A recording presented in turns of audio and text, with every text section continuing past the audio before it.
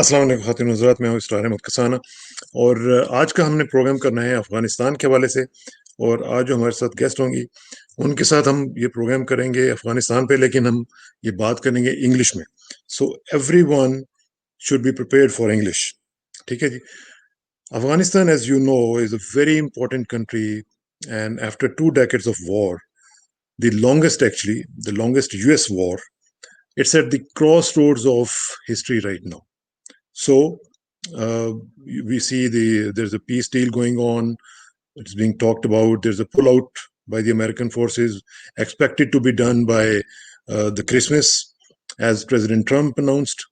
Then there is a violence still going on. Tussle between the Afghan government and Taliban seems endless. And on the other side, we see the international actors still active. So a lot is going on, and there seems no clarity as of now. So, to understand all these complexities, we have invited Amina Khan in our show today. And Amina actually did her master's from DSS, Defense and Strategic Studies, which is my department in Qaeda University. And she specializes in Afghanistan. She now works for Institute of Strategic Studies. And let me bring her on the screen. Amina, assalamu alaikum. Assalamu alaikum ji. Thank you for having me. Thank you, Amna, for joining us. My first question is, can you please put everything in perspective? What's going on in Afghanistan right now and how things are shaping up? Well, I think that's a very, very difficult question to answer. Just as you mentioned in the beginning, we've seen more than 19 years of bloodshed and instability, Right. and complete, turmoil in Afghanistan. But at the same time, during the past couple of months, we've seen some very positive developments, particularly with reference to the direct negotiations or the intra-Afghan talks that are taking place between Kabul and the Taliban. No matter how sporadic they are, the fact that these two parties are engaging is in itself a breakthrough. So in that sense, it's a positive development. But unfortunately, because the country has been at turmoil with itself, it's going to take, you know, it's going to take quite some time for both these parties to engage with one another and come to a conclusion. So we, as you mentioned again, we are still seeing the violence is increasing. The Taliban, unfortunately, are not reducing their violence, and they continue to attack Afghan national security forces, which is the biggest threat to the collapse of the peace process, which could happen if the Taliban continue to wage their attacks.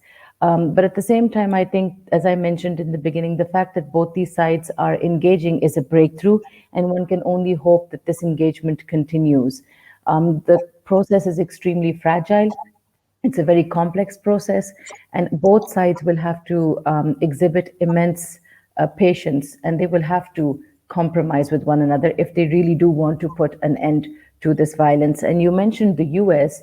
While Right. President Trump did say that, he wants the troops back home, at the same time, then there were statements coming out from other sectors within the American government that have said the contrary. So I think one will have to wait and see, particularly after the US elections and the results that come Right. out. But I think it's important for all stakeholders, and particularly the US, because they are the ones that signed the agreement with the Taliban in February, that they do not leave in a hasty manner, because at the end of the day, it's the region that's going to suffer. And I think we're all aware of what happened when the Soviets withdrew from Afghanistan. So we don't want a Absolutely. repeat of what happened then. So in a You mentioned nutshell, about, yeah, you mentioned about violence, Amna, and it's still on. But the mm, problem is that it's not one-sided violence. It's being actually from everywhere. mm, Taliban are involved in it, and the government is also attacking, as you saw it in Helmand. And as a matter of fact, today, the chief of the Taliban's special forces has been killed by an airstrike. So it's not yeah. one way. So both the sides are actually involved in this violence, and they are Mm. equally to be blamed for it. No, look, I agree completely that both sides are, but here I'm going to disagree with you slightly, and I'm going to put the onus on the Taliban. Why? Because you see, if you look at the agreement that was signed between the Americans and the Taliban, in that agreement, the Taliban have agreed to reduce and then at the end of the day halt violence against American forces.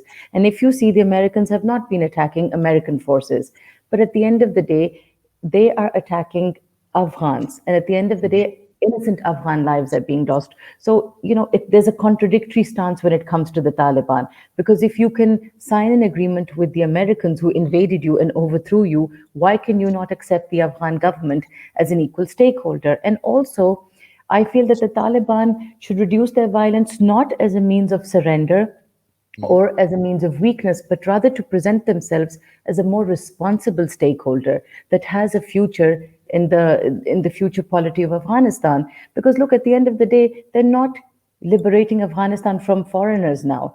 Who's taking the brunt of the fighting? It is Afghan National Security Forces. So I think the onus is more on the Taliban, and naturally, the Afghan National Security Forces are going to respond. And you see this dual policy, we have seen this over the past 19 years, where you're trying to engage with the Taliban and then you've got attacks on the field. This is very, very problematic. And here again, I feel that the Americans should put pressure on the Taliban to reduce hostilities. Because I think that this is a major factor that could jeopardize the ongoing talks in Doha. So when you say that Americans should put pressure on the Taliban's, they are actually leaving. Their Yeah. withdrawal is almost around the corner, as Trump said that they should be back by the Christmas. And again, this is a question whether they go back or not. But do you think the U.S. withdrawal from Afghanistan, uh, can you term it as a U.S. foreign policy blunder, or they should stay there for at least a couple of years and just till the time things get settled down? Look, I think that, again, as I keep on saying, since the US is a major, major stakeholder and signatory of the agreement with the Taliban, I think it would be highly irresponsible if they leave in a haphazard manner. They have a responsibility to play, and therefore I feel that they should push both sides, not only the Taliban when it comes to the reduction of violence, but even the Afghan government, because time and again you have seen President Ghani creating unnecessary hurdles, whether it Right. was in the release of prisoners or even now, with the formation of the High Council for National Reconciliation. He's been creating problems with Abdullah as well. So the Americans need to know when to put pressure on both sides, but at the same time, they also need to withdraw and let these two parties engage and find a solution, for the future of Afghanistan. Because you see, we keep on talking about external elements and external actors, but at the end of the day, and I know it's very unfair if you look at the past 19 years, but peace can only be achieved if the Afghans want it, and Right. therefore they should engage. But I think there's a regional consensus. Particularly, even Pakistan does not want the Americans to withdraw in a hasty manner. And I think it would be highly irresponsible if the Americans did it, because not only will it be an exercise in futility, these 19 years, but it won't achieve anything, because you can already see the problems they're spurring up in Afghanistan. And the major problem is the internal divisions. And Right. again, I keep on saying that this region is so unstable, and particularly Pakistan, we cannot afford to face the brunt of what happened in the 80s. Right. Pakistan has far too many problems of its own.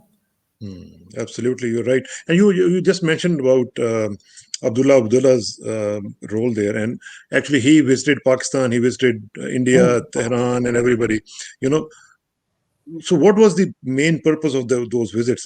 Especially, we just had Gulbuddin Hikmatyar's visit also, right? So yeah. what kind of the initiative it is? Because if they are going to different countries, what are they trying to achieve from there? Well, first of all, let me just say that yes, we had Dr. Abdullah who came to Pakistan, and I think it was a very important visit because he came after 12 years.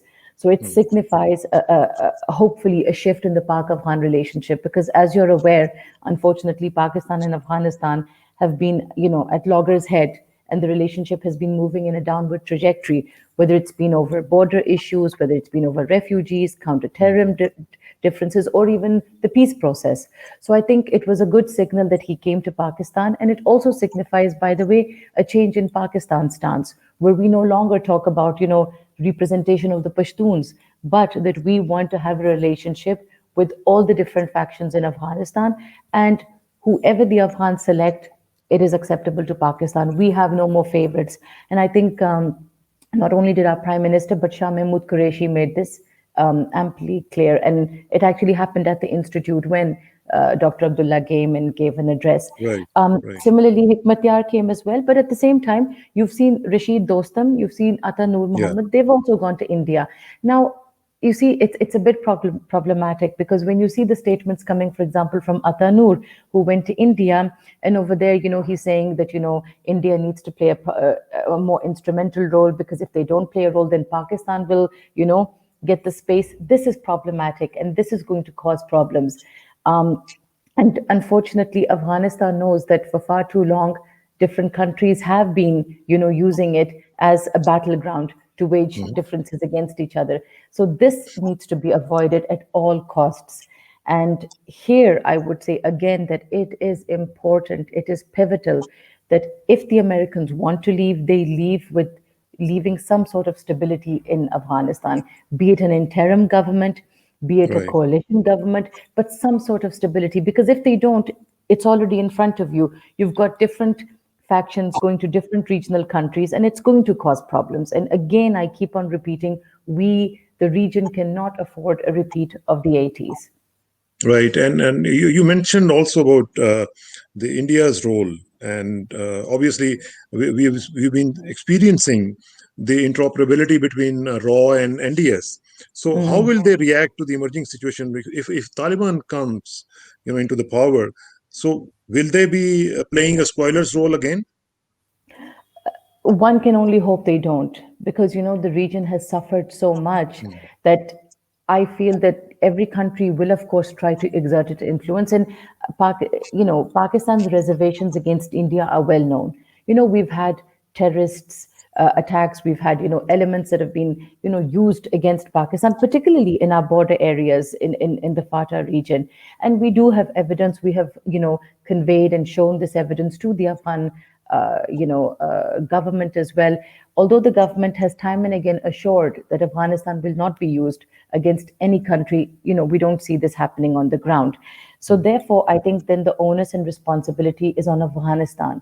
I think Afghanistan can play such an important role where it can become a common ground where both India and Pakistan can play a role.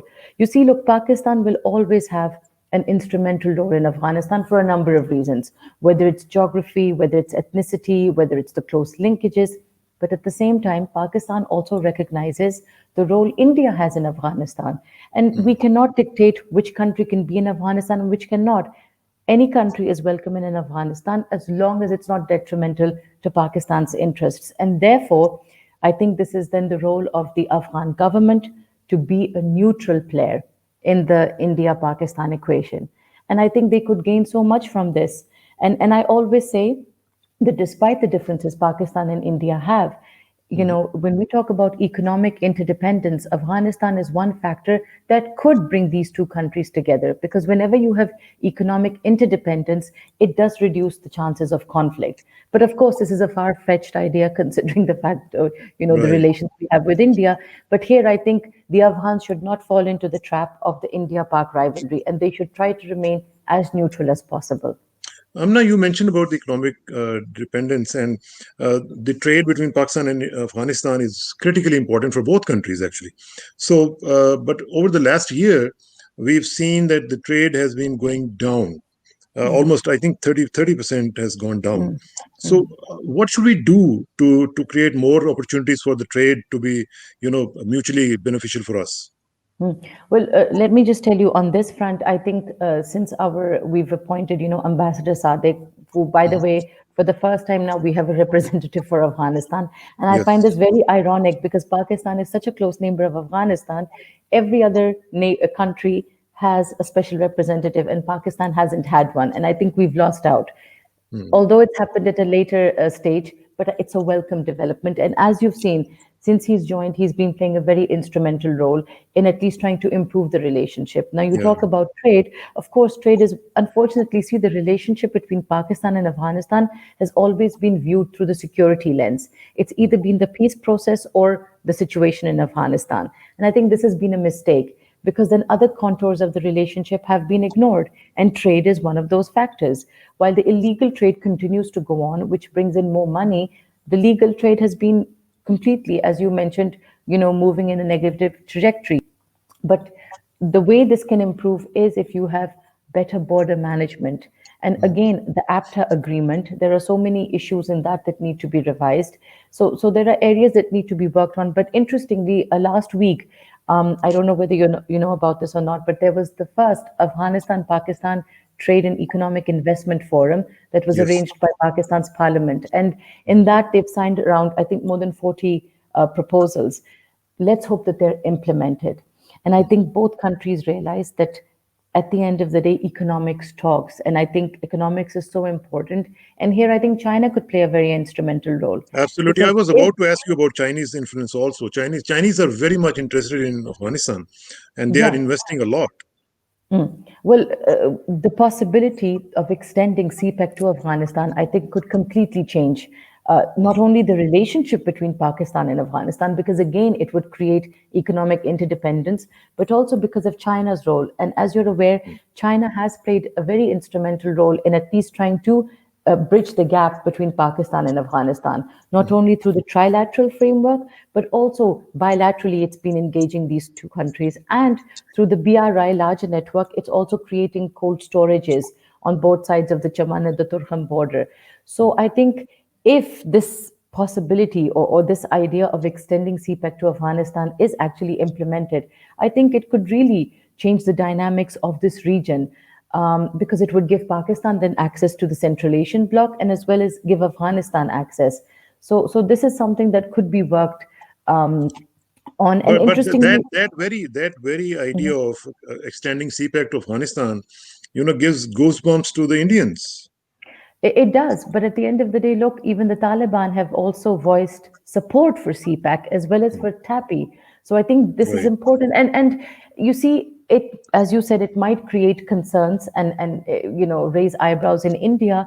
But at the end of the day, you have to be pragmatic. And I think again, this is a very far-fetched idea, but think about the possibility of one day India joining it or becoming a part of it. Imagine the dividends that this entire region would get. And at the end of the day, the route has to run through Pakistan. And, whatever India has, the concerns it has, it doesn't make a difference. Pakistan, obviously, your CPEC is being implemented. And again, here I mention that Afghanistan should not get embroiled in the Pak-Afghan conflict, the Pak-Indo Like India. conflict. And therefore, it should join, I think, CPEC, because if you remember in 2017, I think President Ghani made a very naive comment where he said that, Afghanistan would only think of joining CPEC if Pakistan gave access to India through the Wagah route. So I think, again, Afghanistan will lose out if it embroils itself in the Indo-Pak conflict. It should think about itself and the region. So it's a big test for the Afghan leadership, whosoever they are, like Taliban or somebody else. So it's a big test for them. Yes, it is. But I think, there are a lot of sane voices in Afghanistan who realize that Afghanistan, a country that is so dependent on Western aid and a country that has hardly anything to support itself with, needs economic and infrastructure projects like CPEC. So I think it Right. would be really silly, pardon my French, of the Afghans to ignore or not be a part of such a huge project, where China, at the end of the day, is viewed in a very good way in Afghanistan because they've always been a very neutral factor. The Taliban like them and the Afghans like them as well. So I think it would be silly of them to lose out on such a project just because of their relationship with India. So talking about the Taliban, they have a big baggage. Over the years, they've been declared terrorist and everything. So talking about the Talibans, do you think they have learned their lessons? Are they same old Talibans or they have changed over the years? Look, this is a very interesting question because you see the proof of the pudding is in the eating, and we still haven't seen the Taliban actually rule Afghanistan. So I understand that there are a number of concerns, rightfully so, particularly from human rights organizations, from women organizations. But I personally feel that the Taliban have been forced to change because of the situation in Afghanistan. Yes, the country has been at war. It has been, invaded and there have been internal divisions. But the people, I think the Taliban know that they cannot come into power the way they did 2 decades ago. And that they also know that they cannot have a monopoly of power. And that therefore they will have to enter into some sort of a power sharing setup. And that is why Interestingly, if you look at the peace process, who was the party that actually initiated the talks? It was the Taliban. The Right. Taliban, if you remember, wrote a letter to the American public and to the Congress, and they said openly, they made a statement where they said they want to engage with President Trump. Hmm. So this just shows that there is a change within the Taliban, and also look at the fact that the group has been fighting for 19 years. There Absolutely. is war fatigue in the group. They Hmm. might not admit it, but if a group has been fighting for 19 years, naturally they do want to move towards Hmm. some sort of a stable form. And also, if you see the statements coming out from the Doha office, at the end of the day, it's the Right. same group now that talks about Afghan nationalism. It talks about women's rights. It talks about Afghan unity. And the Hmm. fact that they went to Moscow and they engaged with different political factions, and they're the ones that promoted the idea of an interim coalition setup, an inclusive government. So I think these are all signs that show that the group has evolved, it has changed. All the members of the Taliban sitting in Doha, where do their children go to school? They're all living in Doha, they're going to schools. So this shows that the group has evolved. And yes, I understand there are concerns, rightfully so. But the Hmm. fact is that engaging with the Taliban is a better option than the current war that's going on. So Can the what country kind of afford? concerns? What kind of concerns about the women, about Yes, their so well, role in the government, stuff I like that? think the concern A is even the Afghans have it themselves, and I think it's unfounded because again the Taliban do not have that kind of power to come back and rule the way they did. But they feel that they'll go back into the days of anarchy, that women's rights will be compromised, Right. education, human rights, and whatnot. But you see, the group, by the way, interestingly, has been reaching out to other ethnic groups such as Hmm. the Hazaras, such as the Tajiks, such as the Uzbeks. And also, the Taliban no longer talk about just the Pashtuns, they also talk about an inclusive Afghanistan. And here, I will say again, the major stakeholder is the US, and therefore, if the Taliban do reach some sort of a compromise, it is important that there is a guarantor who is going to guarantee that the country does not fall into a civil war? Who is going to guarantee that the Taliban do not revert to violence, or not even the Taliban, even the Hmm. other political factions? So there are no Right. guarantees here, but they can be responsible stakeholders. And I Hmm. think, again, here the US will have to play that role, that it makes sure that all sides agree and fulfill their side of the agreement. So what if there is a change in the US administration? Do you see any change in the policy as well? To be very honest with you, I think even if Biden comes in again, you would know better than that since you're sitting there. I think he will not drastically change anything. He will go for a review process. Hmm. It will not be something like the Iran nuclear deal where, President Trump just completely said, hands up and I'm, out of the deal. Right. I don't think that's going to happen.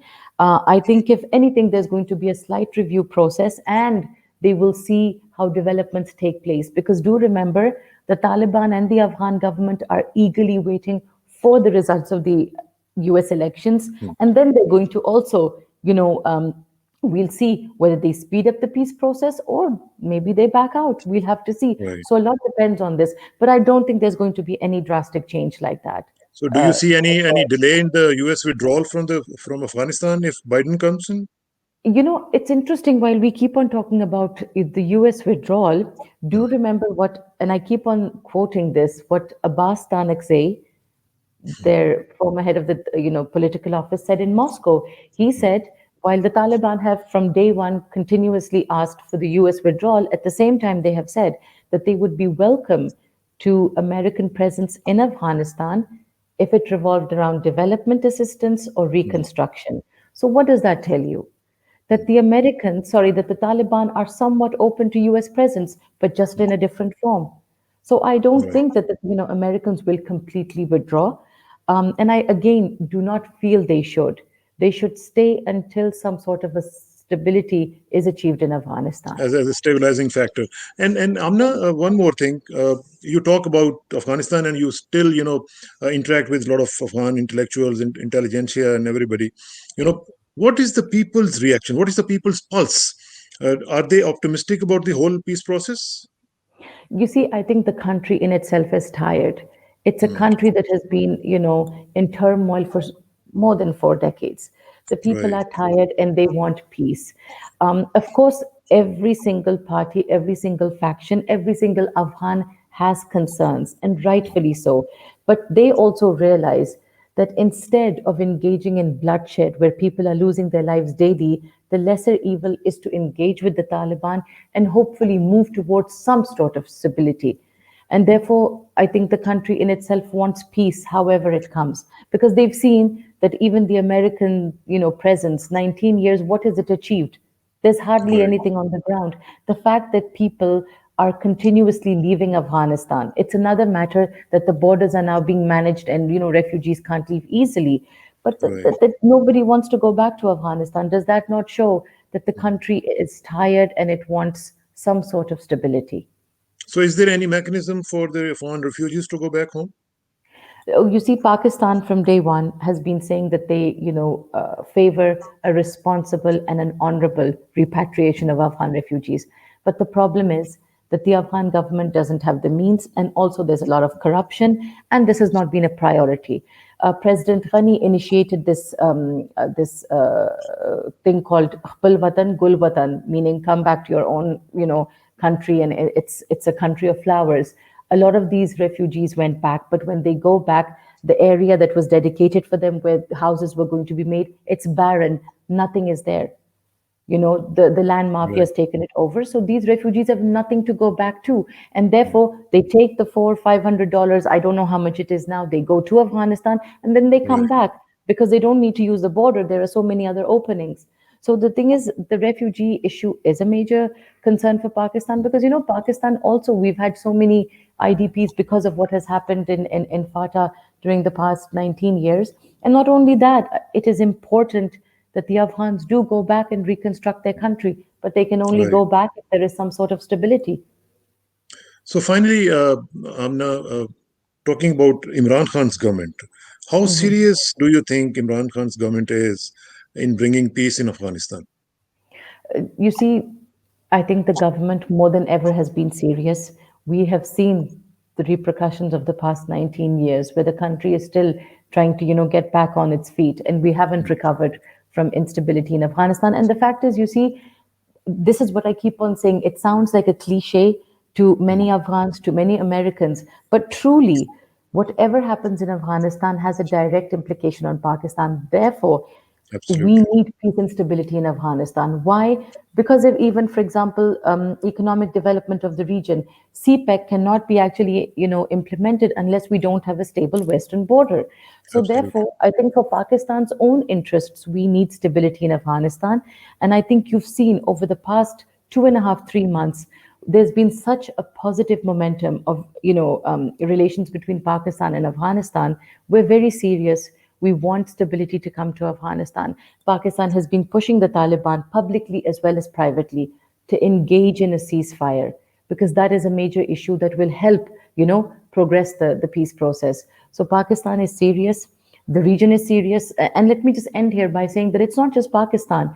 Even countries that opposed one another back in the 80s, Right. such as Iran, Russia, the Central Asian, they didn't, but I'm talking about Iran and Russia. But now all the regional countries that have a direct border with Afghanistan want peace and stability. They have a common vision where they believe that the region should fend for itself, that the Taliban are major stakeholders.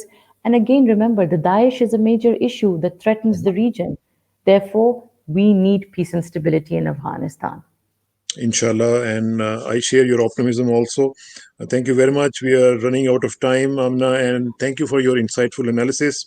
And we Thank hope for you. the best, and we should prepare for the worst. Even if US withdraws, we should still be prepared for it.